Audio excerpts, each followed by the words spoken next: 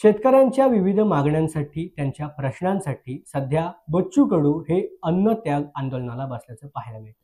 त्यांचा ह्या अन्नत्याग आंदोलनाचा आजचा चौथा दिवस आहे आणि ह्याच पार्श्वभूमीवरती त्यांची शरद पवार यांनी विचारपूस केली। माजी मंत्री तथा प्रहार संघटनेचे प्रमुख बच्चू कडू हे अमरावती जिल्ह्यामधील गुरुकुंज मोझरी या ठिकाणी अन्नत्याग आंदोलन करत आहेत। शेतकरी, कष्टकरी, कामगार, महिला यांच्या वेगवेगळ्या मागण्या घेऊन ते आंदोलनाला बसले। काहीही झालं तरी मी अन्नाचा एक कण देखील घेणार नाही असं बच्चू कडू यांनी जाहीर केले। अशातच बच्चू कडू यांची प्रकृती देखील खालावली आणि ह्याच संपूर्ण घडामोडीच्या दरम्यान राष्ट्रवादी शरदचंद्र पवार पक्षाचे अध्यक्ष शरद पवार यांनी बच्चू कडू यांना फोन करून त्यांची विचारपूस केली।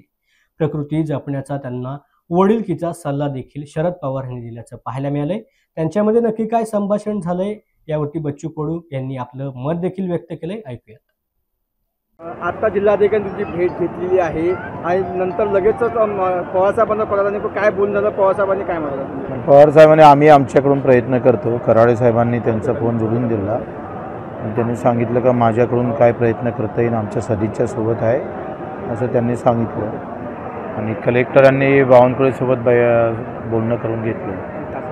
पालकमंत्री बावनकुळे म्हणत का आता कलेक्टर आले तुम्ही उपोषण सोडवा, आम्ही बैठक लावू।